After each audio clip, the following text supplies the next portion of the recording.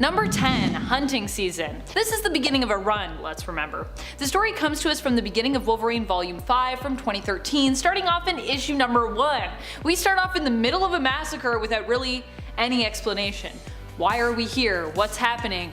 Why are there all these bones and skeletons in a mall? What's going on? Wolverine is being targeted by a villain who we later learn is named Robert Gregson. Wolverine is trying to protect his son Alex from him, as Robert has an alien blaster that can obliterate living cells. Where did this man get this alien blaster? Who gave it to him? Thankfully, Wolverine's healing factor allows him to save the day, but all the dialogue straight out of the gate is just pretty strange and weird, especially as we aren't really given any context before we jump into the situation. We're just thrown into it. Number 9. Vendetta's Echo. Really one of the weirdest things about Wolverine is all the random team-ups he's had. Why? Well, because he's just so popular of a character that everyone wants him to make an appearance in their comic to help sell those issues. Gotta sell those issues. He even made his way into the Blade comic. In issue 6 of the 2006 series, Wolverine popped up during the Superhuman Registration Act days when Blade was tasked with hunting him down. Now these two square off, but Blade ultimately doesn't end up bringing him into S.H.I.E.L.D. custody. Why? Because he remembers years ago the Wolverine actually helped him out. It's a pretty random story all in all, especially as there is no consequences or anything, but it's fun to see Blade and Wolverine face off. And it's kinda cool to learn they had history, but also, what the heck, that's so random. Wolverine's just had history with everyone, because he's Wolverine, I guess.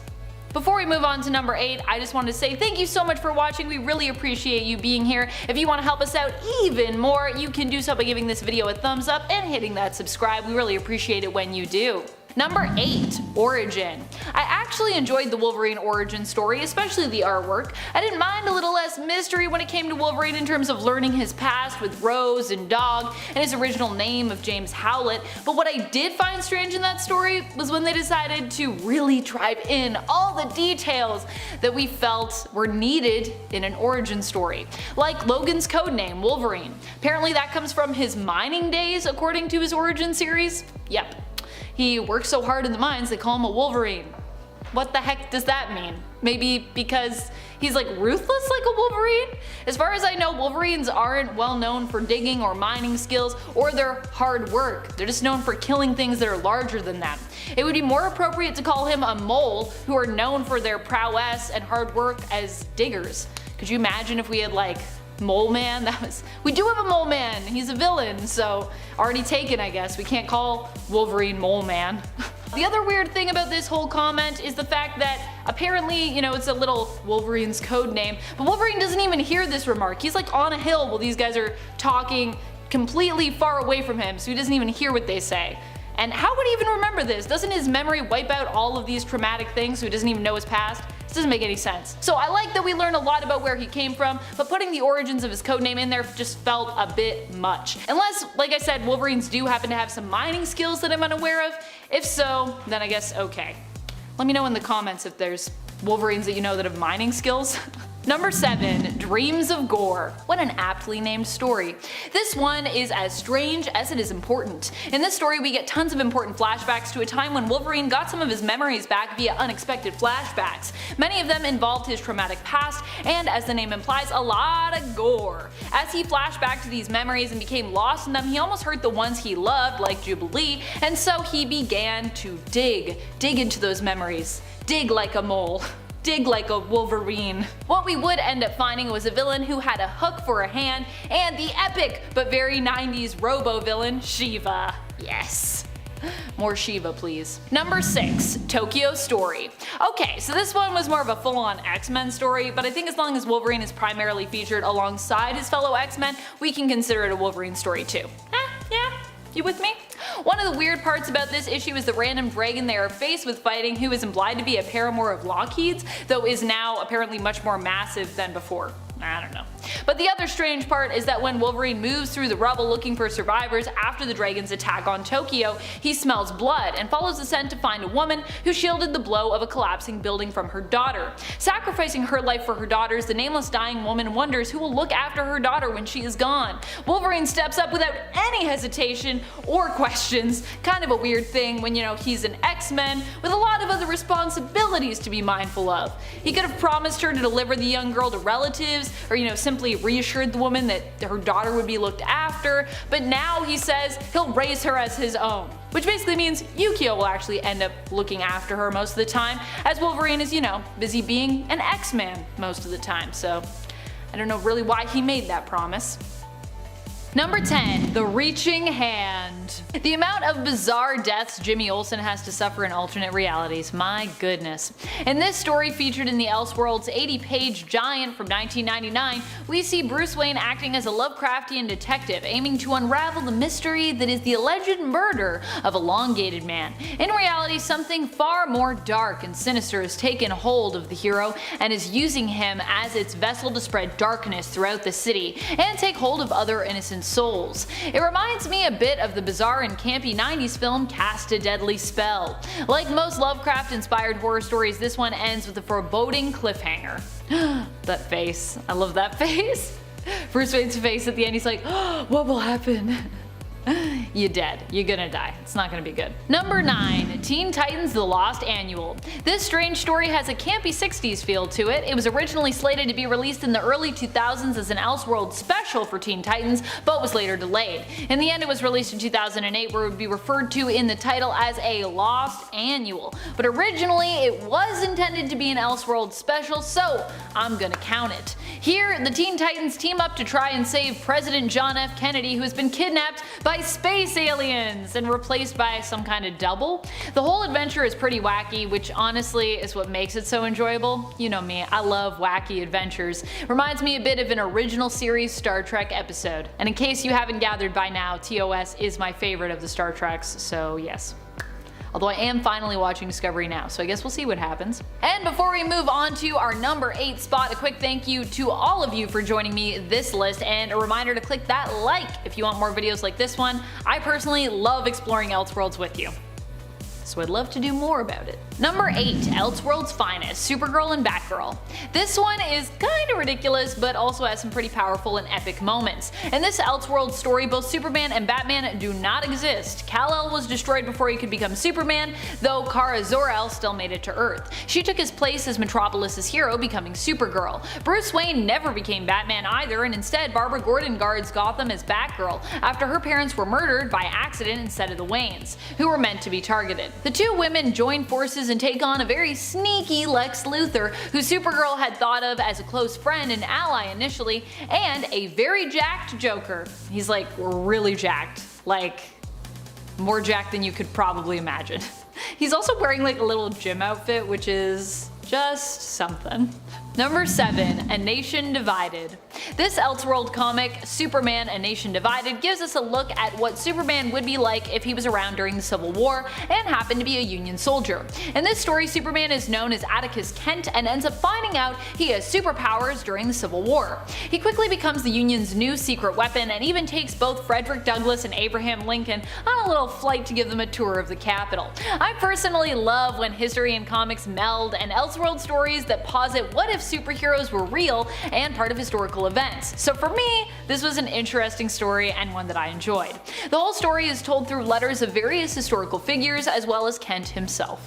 Number 6. Thrill Killer. Set in the 60s, this Elseworld story follows a doomed Barbara Gordon and Dick Grayson, aka Richard Grey Stark, which is his actual name here, although he still goes by Dick Grayson because comics. These two attempt to take on the Joker, who in this world is a woman known as Bianca Steeplechase. In the end, Robin is killed, but so seemingly is the Joker. Oddly enough, in this reality, it's actually Batwoman and Robin who end up inspiring Bruce Wayne to join them. He becomes Batman after Dick's demise. Barbara is also the one with the wealth in this Elseworld story. She is an heiress who became somewhat estranged from her father after the unsolvable murder of her mother. Barbara uses her wealth to purchase Wayne Manor, as in this reality, the Waynes actually lost their fortune during the Great Depression. Very period of them. Very period to lose all of your money during the Great Depression. Or now, during the Now Depression. Number 10. RECON. I just love how short and yet massive this story is. It helps to tie together some of the events we've seen out in space and features Green Lantern Hal Jordan recounting everything he has seen. His mission is to try and reach the fellow Green Lanterns and get the message to the Green Lantern Corps about all of the chaos out in the galaxy. As he describes it, everything the Corps sacrificed to give the universe peace and security, it's all coming apart. The art by Dexter Soy also lends to this desperate sense of urgency in the story. You can feel it in the line work. When Hal arrives at his destination, he realizes he's too late, but there is still one surprise left waiting around the corner for him. Oh, I forgot to mention who wrote it.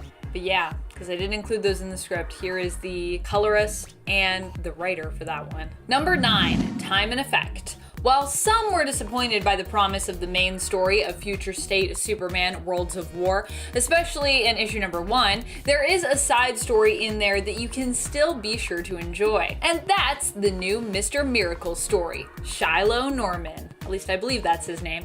Time and Effect, which also takes place on Warworld. Although we don't see Clark in this story, he is mentioned in it. And we do get to see Midnighter in it, so there's that. The events of the story also even come with a note about when it takes place in continuity. Thanks, Associate Editor Brittany Holzer. Appreciate notes like that. Time and Effect is written by Brandon Easton with art by Valentine Delandro and colors by Marissa Louise. And before we move on to this next spot, just a quick reminder to give this video a thumbs up if you're enjoying it. It really does help us out here at the channel. Number 8, The Book of Guy. As action-packed and nail-biting as the main story in Future State Green Lantern is, there are a few that I just find more interesting. I'm sorry, I said it. I love John Stewart though. They tend to dive into what some of your other favorite Lanterns were up to when everything went dark, or have been up to since then. One of those Lanterns that we get to pop in on is Guy Gardner, who happens to be trying to talk aliens out of fighting one another when his ring stops working. Unable to understand them anymore, Guy finds himself stranded and kind of has to learn their alien language the hard way by trial and error and pointing and all the things, as opposed to relying on the power of his ring. He ends up becoming the revered prophet during his 5-year-long stay, and yeah, the story is just really hilarious. A nice bit of humor amidst the rest of the book and world of Green Lanterns, which in Future State is all pretty dark. I mean, definitely dark in terms of powers, because we don't have those right now. Number 7, Gotham City Sirens Ladies Night Out. I mean, you know I can't resist a good supervillain team-up story, especially when our villains are banding together to still act bad, but for the sake of saving others. I love it. Sometimes you have to be a little bad to be good, you know what I mean? And that's usually the case with Gotham City Sirens, this story being no exception. Gotham City Sirens is written by Paula Sevenbergen and Rob Haynes, with art by Emanuela Lupacino and Wade Von Grawbadger, and colors by John Cleese. Here we see Poison Ivy and Catwoman team up in an effort to expose tech mogul Dax Dilton, helping to end the Magistrate's reign and strengthen the resistance. They ally themselves with Dee Dee, Dilton's latest invention, the domestic droid. Get it? DD? Offering her a real girls' night out in exchange for her damning intel on Dilton. Give it up, lady. Made it sound like it's like some sort of they kidnapped her. She wanted to go. They became friends. It was all good. Number 6, The Taking of Sector 0123. Once again, not to say that the main story is bad or anything like that, but I just like this whole story a lot better in comparison.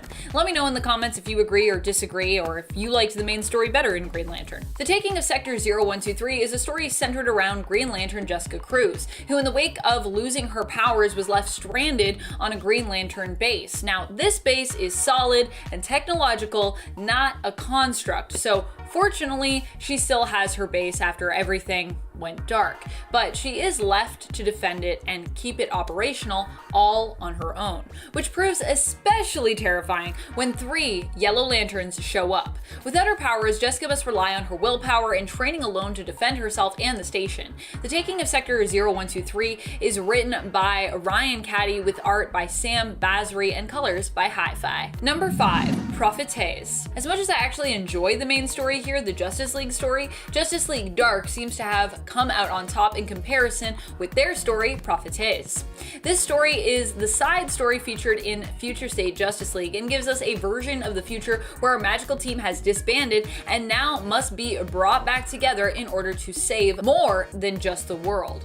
The team needs to join together once more to defeat Merlin, who threatens to take all of magic for his own, leaving everything and everyone decimated in his rise to ultimate power. Reluctantly, everyone joins up together, finding one another, leaving many mysteries still to be uncovered as we see how much time has changed, not just the individual heroes, but the team's dynamic as well. Prophetess is written by Ram V, with art by Marcio Takara and colors by Marcello Maialo. Number 5. The Black Blade. The Black Blade is the conclusion to a story where Wolverine as Patch finds himself possessed by the influence of Muramasa's Black Blade. Having freed Jessica Drew from its influence, he himself is now possessed by a part of Muramasa's soul. It turns him into a demon-like character, and the unlikely team-up of Lindsay McCabe and Silver Samurai must work together to free Wolverine from its influence, each for their own reasons. Except that neither of them knows that Wolverine is Wolverine, because they're both fooled by his clever disguise as Patch. Even when Lindsay shoots him directly in the head and Patch recovers, saying, you know, I got a thick skull, she's still none the wiser. She's like, sure Patch, you have a thick skull, this makes total sense. I just shot you in the head. How are you getting up? What's happening? I love this weird issue the most though because of the crazy moment where we think Lindsay may have tortured or killed a woman, but being an actress reveals it was all a good show and clever make pretend. She even did well enough to use stage blood on her blade, which was what had me convinced, but she conveniently apparently got that from O'Donnell's makeup stores that his dancers use. Okay then. Number 4. Fatal Attractions. In the story Fatal Attractions, Wolverine lost all his adamantium and his nose to boot. This all happened when Magneto took things too far and used his powers to pull all the adamantium out of Wolverine's body.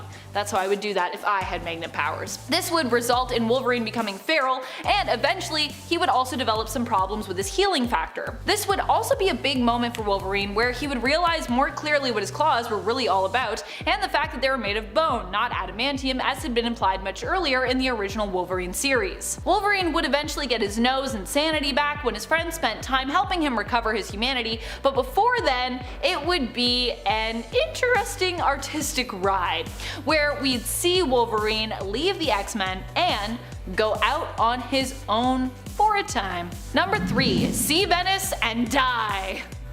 I just also love the title of this story. What is the title of this story, you know what I mean? This whole story featuring LCD and Albert was just a wacky one. It's just one wacky ride.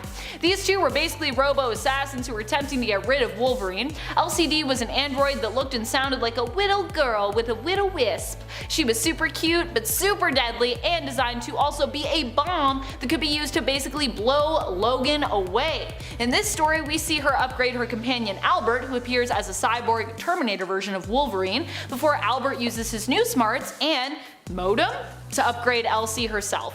This is what actually made Elsie decide not to follow through with her mission eventually and switch sides. Both androids receiving a heightened intelligence made them value life more and want to hold on to it a little longer. Number 2. Midgard's Final Doom. This is an alternate Wolverine story which takes place in a Thor comic, but stick with me here. In this alternate reality, Logan becomes the Phoenix. A few times while palling around with Thor, Logan both attacks King Thor and at other times tries intensely to help him. In Midgard's Final Doom, Phoenix Logan sacrifices himself so that King Thor can finally take out Doom. It's not only strange that there is an alternate future where Wolverine becomes Phoenix, although oddly enough, it actually isn't the only reality or time that this has happened in comics, but it's also strange that Logan sacrifices himself only to come back again later, because you know, I guess that Phoenix can never die and all that. I can't deny that I love how pretty and weird this one is though. It's pretty great. Number 1. Soul Survivor. Remember that time we learned that Wolverine kept having to fight the Angel of Death every time he died in order to come back? Yeah, that was a whole thing that happened. In volume 3 of Wolverine in issue 61, we get a story called Soul Survivor, where we see Logan bargaining to get the part of his soul back that was being held hostage. It's one of those weird stories that is the typical comic book story moment of, oh, that's what you thought happened, but what really happened was this and that and and so on. Those good old major misdirects that retcon major stories and plot points away. Gotta love them. This story is so bizarre, I doubt many of us remember that it exists, because it's just so weird. But hey, it does. Wolverine explains that when he dies, he is forced to fight the Angel of Death, sometimes known as Azrael, sometimes known as Lazir. Winning puts his soul back in his body, which can then heal. Losing means losing his soul for good. Number 5. Red Rain. Red Rain has to be one of my all-time favorite Elseworlds tales. It also was an ongoing story that was told over the course of multiple graphic novels released throughout the 90s. In this story, Batman battles vampires but eventually succumbs to them when he is bitten and transformed himself into one of the creatures of the night. He still battles with his new monstrous nature, however, attempting to rebel against it. However, eventually the Joker pushes him too far, causing him to give into temptation and drink his foe's blood. I also like how this is rebel. This is like, get off my lawn, kids. I don't know why I do this when I say rebel. Batman attempts to make sure the Joker will never rise again as a vampire, but eventually it is revealed that he was somehow unsuccessful in preventing this from happening when we revisit this alternate Earth much later down the road. Fans of vampires are sure to also enjoy this world, but as a Batman fan, I also just love the extra layer of moral struggle that vampirism gives Batman. Number 4. Earth 3. Earth 3 is home to the Crime Syndicate, an alternate reality where instead of the Justice League members being heroes, they're villains, and instead of the Justice League, we have the Crime Syndicate. In the place of Wonder Woman on the team, we have Superwoman, an evil version of Lois Lane armed with her lasso of submission. Although I always like to think of it as a whip of submission, but that's not. That's something else. You guys can cut that. That might be too kinky. I don't know. I don't know if it's too kinky. You tell me. Internet, you tell me. The heroes of this alternate Earth favor strength above all, and as such only seek to dominate and rule those who they consider to be weaker than them. The Crime Syndicate themselves are composed of members Deathstorm, Owlman, Superwoman, and Ultraman currently, but evil versions of Aquaman, known on this alternate Earth as Sea King, and the Flash, known here as Johnny Quick, were also part of the team at a time. I miss Johnny Quick. R.I.P. Johnny Quick. You dead. Number 3. Elseworlds Finest. I mostly love this story for the art, to be honest. Elseworlds Finest is quite different from the previous story we had with no Superman or Batman, with Supergirl and Batgirl respectively taking their place. This title of this story and two-part limited series was initially based on the old comic series World's Finest, which featured the two heroes of Superman and Batman teaming up on the regular. Basically, it's their long-lasting BFF comic. In Elseworlds Finest, we see the heroes team up to go on an Indiana Jones style adventure, with Bruce rocking some pretty sweet supernatural and mystical armor. The two must work together to face an evil Russian Lex and defeat the villainous Ra's al Ghul in order to save the world and free Lana Lang's father. Number 2. Red Sun. One of the most intriguing Elseworlds when it comes to Superman, and in my opinion Lex Luthor for any Lex fans out there, is Red Sun. Red Sun comes to us from the Elseworlds imprint and aims to answer the question, what if Superman had been raised in the Soviet Union? The result is we get a passionate communist Superman who, instead of standing for truth, justice, and the American way, stands for socialism, Stalin, and acts as a champion of the common worker. Instead of an S on his chest, he wears the symbol of communism, the hammer and sickle. Red Sun was a story written by Mark Miller, which offered us a different look at Lex Luthor as well, who became the president and sort of the hero of the USA, all as a part of his greater plan to satiate his obsession with destroying Superman. So in a weird way, Lex becomes sort of part hero as well as the recognizable part paranoid villain that we've all come to know and love. Number 1. Earth 1. Also known as Earth 1 with the number instead of the letters, so Earth 1 or Earth 1. But it's also confusing because there's multiple Earth 1s. When it comes to some of the DC multiverse, it can actually just get a little confusing in general, as of course there are various Earths that have the same number depending on the continuity we're talking about, New Earth or Prime Earth, not to be confused as well with Earth Prime. Yeah, it can get pretty mathy up in your brain if you're trying to keep track of everything and separate it. But this time around, when I'm talking about alternate Earths when it comes to the number 1, I'm talking about Earth 1, where all of our heroes are just starting out as seen in the Earth 1 series, like Batman Earth 1, Superman Earth 1, Wonder Woman Earth 1. You get the idea. There's a lot of Earth 1s. I like how I didn't talk about it was interesting at all, I just talked about how it was confusing. Anyways, if you've read Earth 1 or any of those series, you know what I'm talking about. It's awesome. Enough said. Number 4, Outsiders. If you are in need of more badass katana moments, in fact, some of the most badass katana moments, at least in Future State, look no further than The Outsiders. This story is about a team of heroes who band together, who help to get people safely outside of Gotham to a place where they can live freely once more without the magistrate controlling them and their way of life with an iron fist. The team consists of Signal, a reluctant katana, and joining them in issue number 1, Black Lightning. Black Lightning as well is another big reason to read the comic, as he sees a massive power upgrade here and is just a delightful character to read besides. So if you don't want to read it for Katana, read it for Black Lightning. Either way, you're not going to be disappointed. Number 3, Midnighter Future State. If you came to Future State, Superman, Worlds of War for some epic fighting, then this story has you covered. It features the often overly violent Midnighter who lives up to his name here, but I would say not in a way that is like overly gratuitous with the violence. The level of violence artistically rendered by Gleb Melnikov here is just right on the mark, in my opinion. It features Midnighter also initially on War World, following the trail led by a mystery digital voice on a mission to save all life on planet Earth, apparently. Pretty epic, right? And just wait till you get the reveal at the end, oh my goodness. And then you're still definitely gonna need to read the next issue. Midnighter is written by Becky Cloonan and Michael W. Conrad with colors by Jordi Belair. Number 2, Nubia in Future State. If this story isn't better, it's at least on the level of the main story, Immortal Wonder Woman, which is also awesome, and it needs to be featured and celebrated here, so that's what we're gonna do. Basically, if there is one takeaway from Future State, it's that Wonder Woman rule, and basically we need all of them to stick around moving forward when we do go back to DC's regularly scheduled programming, Nubia included.